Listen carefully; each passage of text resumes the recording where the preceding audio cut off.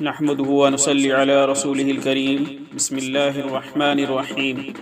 صرف 5 منٹ کا مدرسہ قرآن و حدیث کی روشنی میں 14 ذی القعدہ۔ نمبر 1 اسلامی تاریخ۔ عمر بن عبدالعزیز رحمۃ اللہ علیہ کی خلافت کے اثرات۔ حضرت عمر بن عبدالعزیز رحمۃ اللہ علیہ نے صرف 2.5 سال کی حکومت کی۔ اس مختصر سی مدت میں سارے عالم اسلام کا نقشہ ہی بدل گیا۔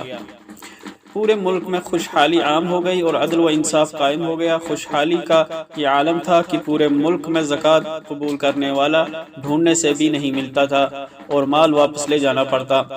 عدل و انصاف کی یہ شان تھی کہ اس کے اثرات انسانوں سے آگے بڑھ کر جانوروں تک پہنچ گئے تھے۔ ان کے زمانے میں بھیڑیے اور بکریاں ایک ساتھ چرا کرتے تھے اور کسی بھیڑیے کو یہ ہمت نہ ہوتی کہ کسی بکری کو نقصان پہنچا دے۔ موسیٰ بن اعین کہتے ہیں کہ ایک روز میں بکریاں چرا رہا تھا کہ اچانک ایک بھیڑیے نے ایک بکری پر حملہ کر دیا۔ میں نے کہا کہ آج خلیفہ صالح عمر بن عبدالعزیز رحمۃ اللہ علیہ کا انتقال ہو گیا ہے۔ چنانچہ جب تحقیق کی گئی تو معلوم ہوا کہ واقعی اسی روز خلیفہ صالح عمر بن عبدالعزیز رحمۃ اللہ علیہ کا انتقال ہوا تھا۔ نمبر 2 حضور صلی اللہ علیہ وسلم کا معجزہ۔ درخت کا آپ صلی اللہ علیہ وسلم کی خدمت میں آنا۔ حضرت بریدہ رضی اللہ عنہ فرماتے ہیں کہ ایک دیہاتی رسول اللہ صلی اللہ علیہ وسلم کے پاس آ کر کہنے لگا، میں اسلام قبول کر چکا ہوں، اب مجھے کوئی چیز دکھائیے جس سے میرا ایمان بڑھے۔ تو رسول اللہ صلی اللہ علیہ وسلم نے فرمایا، اس درخت کے پاس جا کر کہو رسول اللہ صلی اللہ علیہ وسلم بلا رہے ہیں۔ اس نے جا کر کہا تو وہ درخت دائیں بائیں جانب جھکا اور پھر جڑوں سے الگ ہو کر رسول اللہ صلی اللہ علیہ وسلم کے پاس آیا اور سلام کیا۔ اس دیہاتی نے کہا، بس یا رسول اللہ۔ پھر وہ درخت آپ صلی اللہ علیہ وسلم کے کہنے پر واپس اپنی جگہ چلا گیا اور جڑوں سے مل گیا۔ نمبر 3 ایک فرض کے بارے میں۔ حاجی پر قربانی کرنا۔ قرآن میں اللہ تعالیٰ فرماتے ہیں، جو شخص عمرہ کو حج کے ساتھ ملا کر فائدہ اٹھائے، یعنی حج کے دنوں میں عمرہ بھی کر لے، تو اس کے ذمہ قربانی واجب ہے، جو بھی اسے میسر ہو۔ فائدہ: جو شخص حج کے زمانے میں احرام باندھ کر مکہ جائے اور عمرہ کر کے احرام کھول دے، پھر 8ویں ذی الحجہ کو احرام باندھ کر حج کرے تو اس پر قربانی کرنا واجب ہے۔ نمبر 4 ایک سنت کے بارے میں۔ رکن یمانی اور حجر اسود کا استلام۔ حضرت عبداللہ بن عمر رضی اللہ عنہ فرماتے ہیں کہ رسول اللہ صلی اللہ علیہ وسلم طواف کے ہر چکر میں رکن یمانی اور حجر اسود کے استلام فرماتے تھے۔ نمبر 5 ایک اہم عمل کی فضیلت۔ اللہ کے راستے میں نکلنے کا ثواب۔ رسول اللہ صلی اللہ علیہ وسلم نے فرمایا، اللہ کے راستے کی دھول اور جہنم کی آگ مومن کے چہرے پر ہرگز جمع نہیں ہو سکتی، یعنی اللہ کے راستے میں نکلا ہوا شخص جہنم کی آگ سے بچ جائے گا۔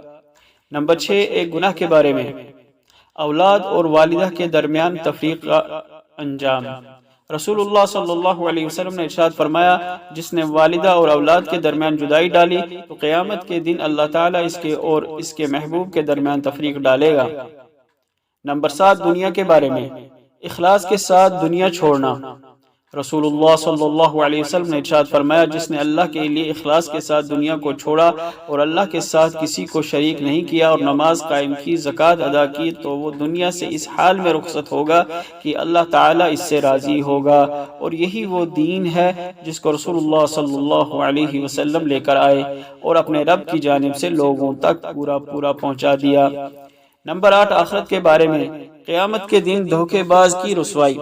رسول اللہ صلی اللہ علیہ وسلم نے فرمایا، جب قیامت کے دن اللہ تعالیٰ اگلے پچھلے تمام لوگوں کو جمع کریں گے تو ہر دھوکے باز کے لیے قیامت کے دن ایک جھنڈا نصب کیا جائے گا اور کہا جائے گا کہ یہ فلاں بن فلاں کا دھوکہ ہے۔ نمبر 9 طب نبوی سے علاج۔ تازے دودھ کی گرمی کو دور کرنا۔ حضرت انس رضی اللہ عنہ فرماتے ہیں کہ میں نے بکری کا دودھ نکالا اور اس میں کنویں کا تازہ پانی ملا کر حضور اکرم صلی اللہ علیہ وسلم کو پیش کیا۔ آپ صلی اللہ علیہ وسلم نے پیالہ لے کر پیا۔ فائدہ: دودھ دھونے کے بعد اس کی تاثیر گرم ہوتی ہے، اس لیے پانی ملا کر اس کی تاثیر کو معتدل کرنا مفید ہے۔ نمبر 10 نبی صلی اللہ علیہ وسلم کی نصیحت۔ غصہ مت کرو۔ ایک شخص نے رسول اللہ صلی اللہ علیہ وسلم سے کچھ نصیحت کرنے کی درخواست کی۔ رسول اللہ صلی اللہ علیہ وسلم نے فرمایا، غصہ نہ کیا کرو، اس نے اپنی وہی درخواست کئی بار دہرائی۔ آپ صلی اللہ علیہ وسلم نے ہر بار یہی فرمایا، غصہ نہ کیا کرو۔ اللہ تعالی عمل کرنے کی توفیق عطا فرمائے۔ وآخر دعوانا الحمدللہ رب العالمین۔